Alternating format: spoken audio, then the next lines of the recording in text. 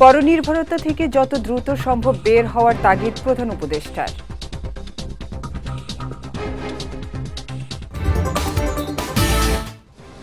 দেশের জনগণ নির্বাচন নিয়ে খুবই সচেতন, মন্তব্য স্বরাষ্ট্র উপদেষ্টার।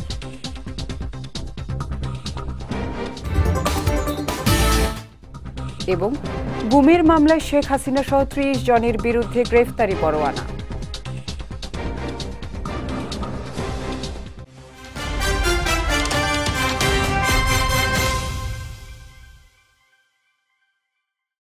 আসসালামু আলাইকুম। পুষ্টি চা নিবেদিত বিজয় রাত্রির সংবাদে আমন্ত্রণ জানাচ্ছি আমি উম্মে কুলসুম। শুনছিলেন শিরোনাম, এবারে বিস্তারিত।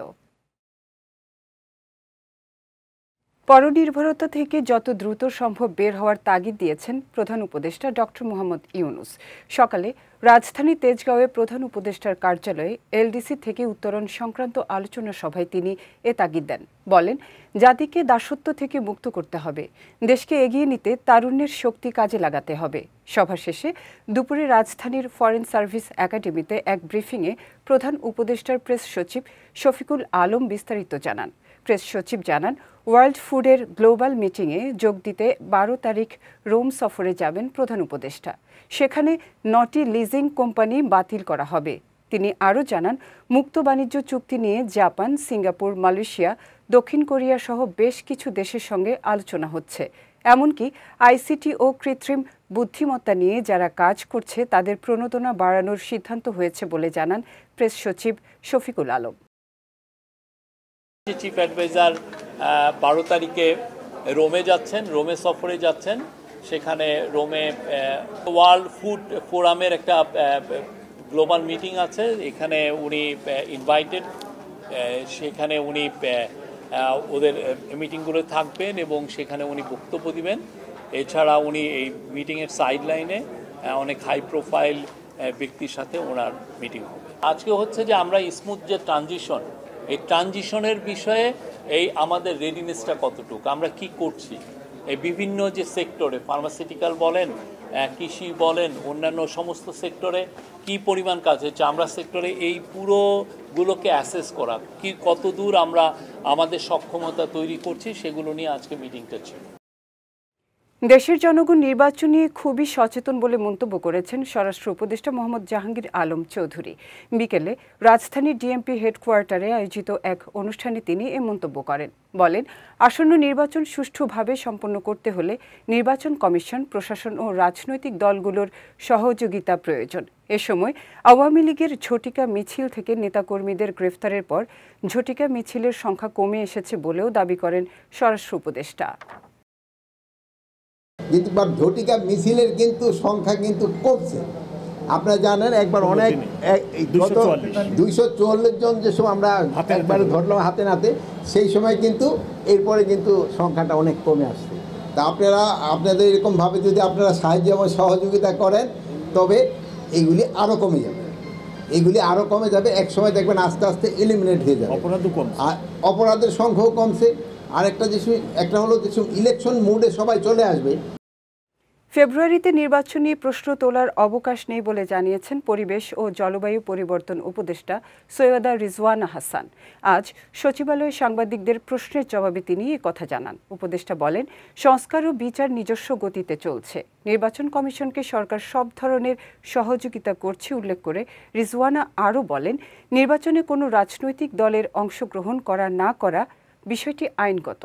এ সময় নির্বাচনে অংশগ্রহণ করা না করার বিষয়টি দলের রাজনৈতিক গুরুত্ব অনুযায়ী মীমাংসিত হবে বলেও মন্তব্য করেন তিনি। আমি মনে করি যে পরিস্থিতি একদমই স্থিতিশীল আছে। শুধুমাত্র যে অন্তর্বর্তী সরকার বলেছে ফেব্রুয়ারিতে ইলেকশন হবে তা না, সকল রাজনৈতিক দলও ফেব্রুয়ারিতে ইলেকশনের পক্ষেই তাদের কার্যক্রমও শুরু করেছে। ফেব্রুয়ারিতে ইলেকশন হবে, এইখানে আর কোনো প্রশ্নবোধক চিহ্ন তোলার আর কোনো সুযোগ বা অবকাশ আছে বলে আমরা মনে করছি না। দ্বিতীয়ত হচ্ছে সংস্কার বিচার, এগুলো চলমান প্রক্রিয়া, বিচারের গতিতে চলছে। বিচার কিভাবে চলছে এটা প্রত্যেকে আপনারা প্রত্যক্ষ করতে পারছেন এবং বিচারের ক্ষেত্রে আমাদের যে কমিটমেন্ট সেটা আমরা দেখিয়েছি যে যখন আমরা দেখেছি একটা ট্রাইব্যুনালের উপর চাপ বেশি হয়ে যায় আমরা আরেকটা ট্রাইব্যুনাল বাড়িয়েছি। কাজে বিচারের গতিতে চলছে, আমরা আমাদের মতো ওটাকে প্রাধান্য দিচ্ছি এবং প্রাধান্য দিয়ে সে মোতাবেক কাজ এগিয়ে যাচ্ছে।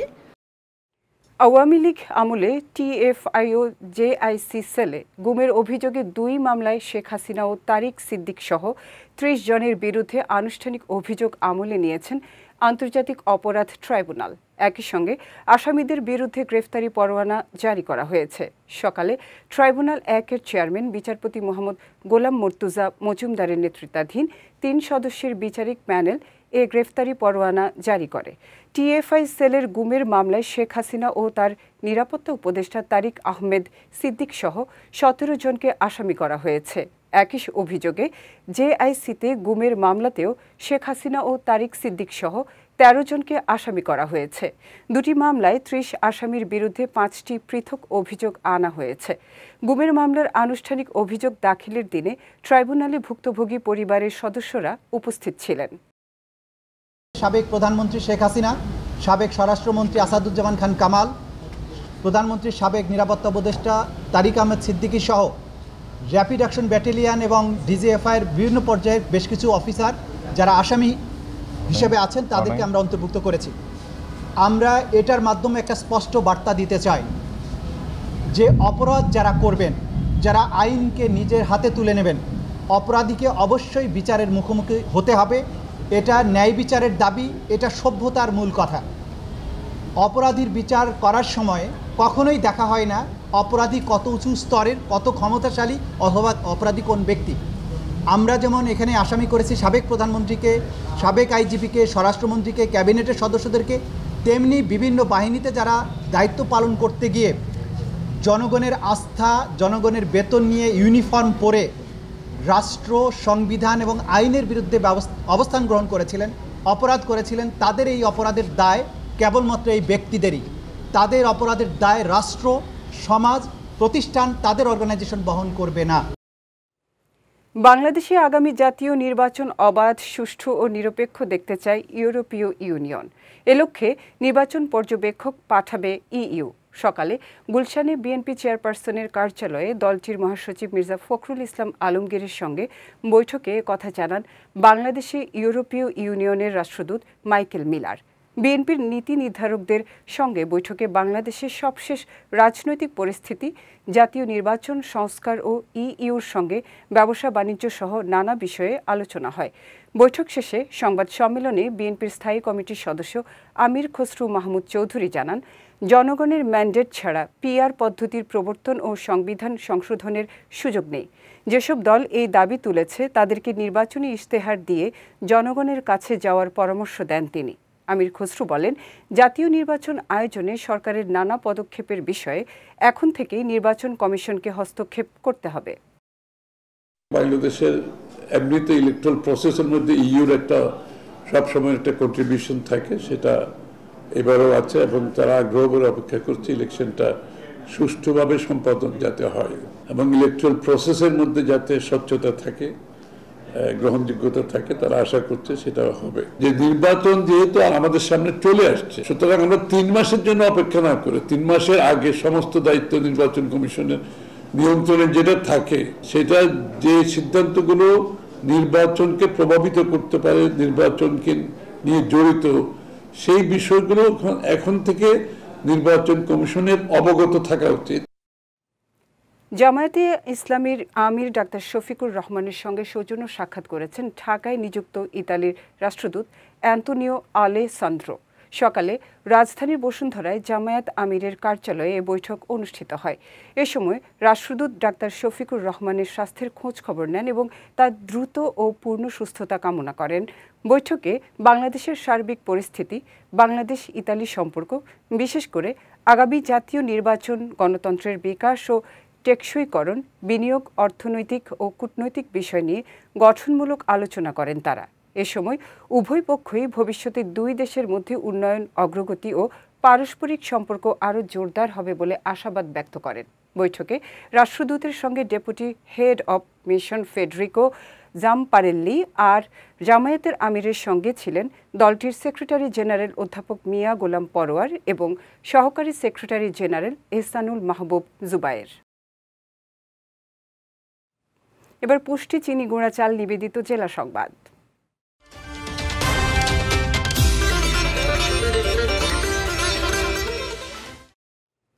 ঢাকা সিলেট 4 লেন মহাসড়কে শৃঙ্খলা ফিরিয়ে আনতে এবং প্রকল্প দ্রুত শেষ করার ব্যবস্থা নিতে সংশ্লিষ্ট কর্তৃপক্ষকে নির্দেশ দিয়েছেন সড়ক ও সেতু মন্ত্রণালয়ের উপদেষ্টা মোহাম্মদ ফাউজুল কবির খান। আজ মহাসড়কের ব্রাহ্মণবাড়িয়া অংশে সড়ক সংস্কার কাজ পরিদর্শনকালে তিনি এ নির্দেশ দেন। বলেন, সড়কের কাজ দ্রুত শেষ হলে চলাচল স্বাভাবিক হবে এবং সাধারণ মানুষের দুর্ভোগ কমবে। এর আগে সকালে আশুগঞ্জ থেকে সরাইল বিশ্ব রোড পরিদর্শনের জন্য রওনা দিয়ে যানজটে আটকা পড়ে নিজেই দুর্ভোগের মুখোমুখি হন সড়ক উপদেষ্টা। পরে কিছু পথ পায়ে হেঁটে এবং মোটরসাইকেলে চড়ে প্রায় 3 ঘন্টা পর পরিদর্শন স্থলে পৌঁছান। পরিদর্শনকালে সড়কের খানাখন্দ, খোঁড়াখুঁড়ি ও ধুলাবালির কারণে দীর্ঘ যানজট এবং সাধারণ মানুষের দুর্ভোগ প্রত্যক্ষ করেন উপদেষ্টা মোহাম্মদ ফাউজুল কবির খান। ইমিডিয়েট যে কষ্ট মানুষের সেটা লাঘব করতে হলে একটা হচ্ছে যে এখানে ট্রাফিক ম্যানেজমেন্ট খুবই বাজে, মানে যেখানে যা করা দরকার হাইওয়ে পুলিশের যে দায়িত্ব পালন করা দরকার সেই দায়িত্ব পালন হচ্ছে না, এবং এটা একটা সায়েন্টিফিক মেথডে করতে হবে। তো ওই জন্য তাদেরকে আমরা এখান থেকে যাব এবং ওই যে পুলিশের যারা প্রধান স্বরাষ্ট্র উপদেষ্টার সঙ্গে আমি আলাপ করব, তারপরে যে ওই যে খোদাবক চৌধুরী আমার স্পেশালিস্ট ওনার সঙ্গে আমরা আলাপ করব। তো এইখানে প্রথম উন্নতি করতে হবে সেটা হচ্ছে যে যেটা বললাম যে যানবাহন ব্যবস্থাপনা। এখন আপনারা দেখবেন যে একদিকে গাড়ি চলতেছে, আরেকদিকে গাড়ি বন্ধ, তারপরে আবার কতদূর যায় দেখবেন যে রাস্তা খালি, তারপরে আবার কোথাও যায় দেখবেন যে এই যে 2 লেনের মধ্যে 4 লেন হয়ে গেছে, এখান থেকে গাড়ি ঢোকে ওখান থেকে গাড়ি, তো এখন হচ্ছে কেউই যেতে পারতেছে না। তো ওই জন্য ওই যে শৃঙ্খলাটা এটা প্রথমে আনতে হবে। সাফারি মৎস্য ও প্রাণী সম্পদ মন্ত্রণালয়ের অধীনে উদ্বোধন হওয়া কোনো প্রকল্প বন্ধ হয়ে যায়নি বলে মন্তব্য করেছেন উপদেষ্টা ফরিদা আক্তার। দুপুরে সাফারি মহিষ প্রজনন ও উন্নয়ন খামারে বাংলাদেশ বাফেলো অ্যাসোসিয়েশনের উদ্যোগে বৈজ্ঞানিক সম্মেলনে তিনি এ মন্তব্য করেন। মৎস্য ও প্রাণী সম্পদ উপদেষ্টা আরও বলেন, সারা দেশে মহিষ প্রজনন বৃদ্ধির নানা উদ্যোগ নিয়েছে সরকার। একই সঙ্গে দেশের মানুষের আমিষের চাহিদা পূরণে সরকার কাজ করছে বলেও জানান তিনি। পরে উপদেষ্টা কেন্দ্রীয় গো প্রজনন দুগ্ধ খামারে কেন্দ্রীয় কৃত্রিম প্রজনন ল্যাবরেটরি উদ্বোধন করেন। এ সময় মৎস্য ও প্রাণী সম্পদ মন্ত্রণালয়ের সচিব আবু তাহের মোহাম্মদ জাবির সহ অনেকে উপস্থিত ছিলেন। যাচ্ছি পুষ্টি ড্রিঙ্কিং ওয়াটার নিবেদিত খেলার সংবাদে।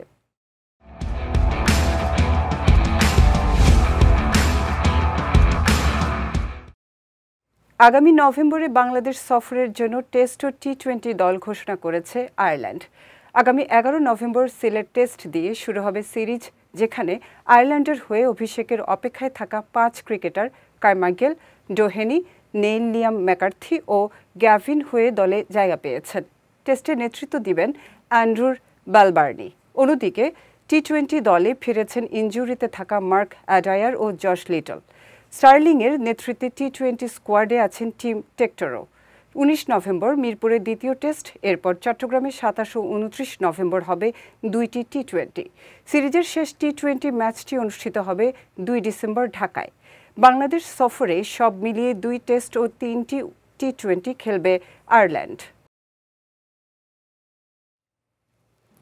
বিশ্ব ফুটবলের নিয়ন্ত্রক সংস্থা ফিফার 2টি গুরুত্বপূর্ণ কমিটিতে জায়গা করে নিয়েছেন বাফুফের সভাপতি তাবিথ আউয়াল ও নারী উইং প্রধান মাহফুজা আক্তার কিরণ। বুধবার আনুষ্ঠানিকভাবে এ তথ্য নিশ্চিত করেছে বাফুফে। জানায়, তাবিথ মনোনীত হয়েছেন football technology, innovation and digital transformation কমিটিতে। অন্যদিকে কিরণ যুক্ত হয়েছেন ইউথ গার্লস কম্পিটিশন কমিটিতে। উভয় পদেই তাদের মেয়াদ কার্যকর থাকবে 2029 সাল পর্যন্ত। যেখানে তাবিথ নতুন মুখ, সেখানে মাহফুজা কিরণ ইতিপূর্বেও ফিফার নির্বাহী কমিটি সহ বিভিন্ন স্ট্যান্ডিং কমিটিতে দায়িত্ব পালন করেছেন। এই মনোনয়ন বাংলাদেশের ফুটবলের জন্য একটি বড় স্বীকৃতি বলে মনে করছে বাফুফে। পুষ্টি চা নিবেদিত বিজয় রাতের সংবাদ শেষ করার আগে শিরোনামগুলো দেখে নিচ্ছে আরও একবার।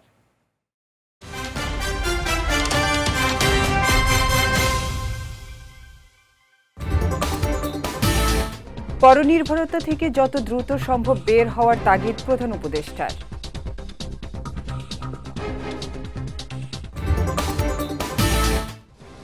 দেশের জনগণ নির্বাচন নিয়ে খুবই সচেতন, মন্তব্য স্বরাষ্ট্র উপদেষ্টার।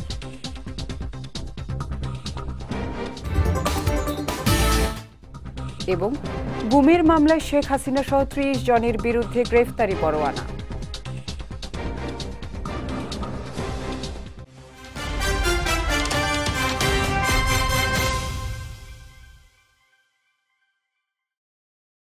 বিজয় রাতের সংবাদ শেষে আজকের মতো আমি উম্মে কুলসুম আপনাদের কাছ থেকে বিদায় নিচ্ছি।